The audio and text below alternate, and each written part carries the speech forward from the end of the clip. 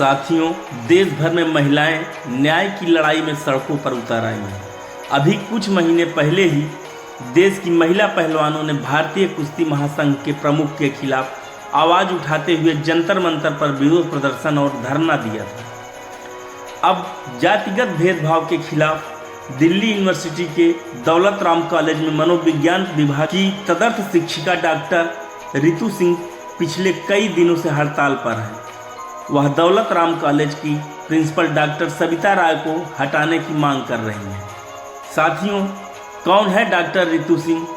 Doctor Ritu Singh एक दलित शिक्षिका हैं। दिल्ली विश्वविद्यालय में मनोविज्ञान विभाग में पीएचडी पूरी करने के ठीक एक महीने बाद दौलत राम कॉलेज में एससी वर्ग में एक अस्थायी रिक्ति निकली, जहां उन्होंने आवेदन किया और सहायक प्रोफेसर के रूप में चयनित हो गई। इन्होंने अगस्त 2019 से अगस्त 2020 तक कॉलेज में पढ़ाया। हालांकि 2020 में उन्हें कॉलेज से बर्खास्त कर दिया गया।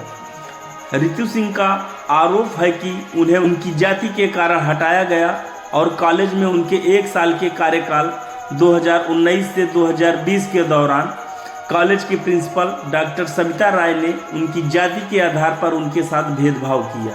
अपनी बर्खास्तगी के विरोध में रितु सिंह ने कॉलेज के बाहर धरना दिया, जो 10 दिनों से अधिक समय तक चला। हालांकि कोविड दिशा निर्देशों के कारण उन्हें विरोध बंद करना पड़ा।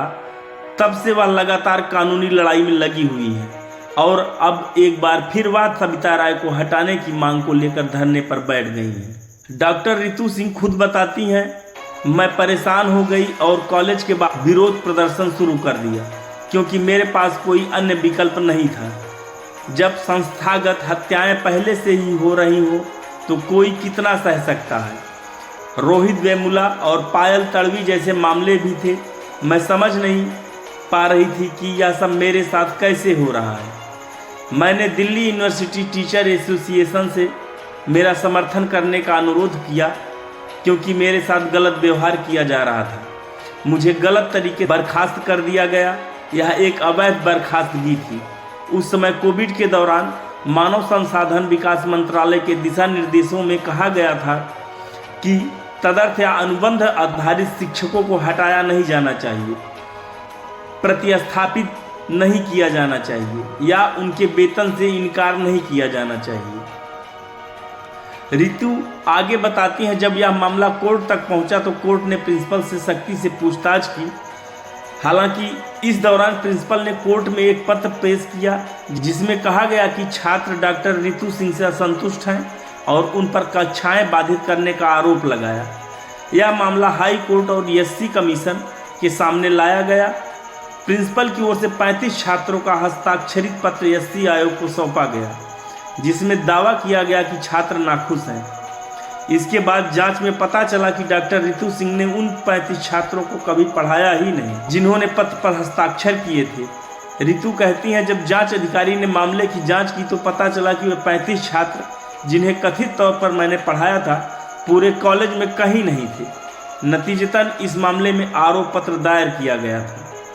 यह मामला एससी आयोग तक पहुंचा। कई गंभीर धाराओं में मुकदमा दर्ज किया गया है। आरोप पत्र दाखिल किया जा चुका है। हालांकि प्रिंसिपल के खिलाफ कार्रवाई करने के बजाय डॉक्टर सविता राय को प्रिंसिपल एसोसिएशन का महासचिव नियुक्त कर दिया गया। दूसरी ओर डॉक्टर रितु सिंह 2020 से अदालतों के चक्कर लगा रही हैं। वह कहती हैं, मैं न्याय के लिए अथक प्रयास कर रही हूँ। एससी एसटी एक्ट के तहत मामला दर्ज करने में मुझे 1 साल लग गया। न्याय पाना हमारे लिए आसान नहीं है। मुझे गलत तरीके से नौकरी से निकाला गया, जाति आधारित दुर्व्यवहार किया गया और आपत्तिजनक भाषा का सामना करना पड़ा। मेरी एफआईआर दर्ज नहीं की गई। मैंने बीसी और विश्वविद्यालय को न्याय की मांग करते हुए लिखा, लेकिन मुझे कोई प्रतिक्रिया नहीं मिली। ज़्यादातर जगहों पर दलितों की बात नहीं सुनी जाती है, इसलिए मैंने तय किया कि चुनौतियों की परवाह किए बिना मैं न्याय हासिल करूंगी। कानूनी लड़ाई में फंसी रितु सिंह के मुताबिक उनकी अदालत में पेशी टलती जा रही है। प्रिंसिपल को ना तो गिरफ्तार किया गया और ना ही उनके पद से हटाया गया। इसलिए अब वह प्रिंसिपल सविता राय के निलंबन की मांग को लेकर एक बार फिर हड़ताल पर है। वह कहती हैं, मैं न्याय के लिए सड़क पर प्रदर्शन कर रही हूँ। मैंने यहाँ की है दौलत राम कॉलेज, जहां से मुझे निकाला गया था, इस कला संकाय के ठीक सामने है। मैं कहां जाऊं? इसलिए मैं न्याय के लिए सड़क पर विरोध कर रही हूं। मैंने अपने समुदाय से अपील करते हुए कहा, अगर आप रोहित और पायल के साथ मेरी तस्वीर नहीं देखना चाहते हैं तो मेरा समर्थन करें। क्या विश्वविद्यालय अंधा है? क्या प्रशासन को नज़र नहीं आता? क्या सारे नियम दलितों के पक्षपातपूर्ण हैं? दलितों को शिक्षा और समाज में भागीदारी के अधिकार से वंचित रखा गया है। जब एक दलित महिला शिक्षित होती है और अपनी आवाज़ उठाती है तो उसके साथ यही व्यवहार किया जाता है। अगर हम अपने बच्चों के साथ इसी तरह व्यवहार करते हैं तो वे कभी सफल कैसे होंगे? जब प्रोफेसर और डॉक्टर जैसी लड़कियों के साथ ऐसा हो रहा है तो गांव देहात की लड़कियों के लिए कौन बोलेगा? रितु सिंह की कानूनी टीम के वरिष्ठ वकील महमूद प्राचा बताते हैं कि रितु के मामले में एफआईआर दर्ज करना ही एक बड़ी चुनौती थी।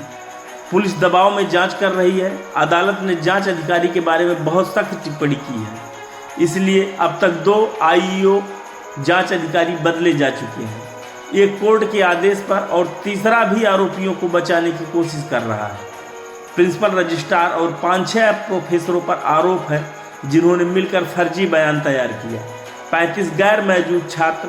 शिकायत है कि रितु अच्छा नहीं पढ़ाती। जांच में पता चला कि जिन 35 बच्चों के नाम लिखे गए हैं वो कभी दौलत राम कॉलेज के छात्र थे ही नहीं। SC/ST एक्ट के तहत मामला दर्ज कराने में रितु को काफ़ी वक्त लग गया। महमूद प्राचा का कहना है कि यह भी एक बड़ा उल्लंघन है, क्योंकि मौखिक शिकायत पर ही तुरंत कार्रवाई शुरू होनी चाहिए थी। उनकी लड़ाई में लोगों का समर्थन मिलने के बावजूद दिल्ली विश्वविद्यालय के SC और ST समुदाय के बहुत कम शिक्षक भाग लेते दिखे। प्राचा बताते हैं कि ऐसा डराने वाला माहौल बना दिया गया है, इसलिए कोई हिम्मत नहीं जुटा पा रहा है।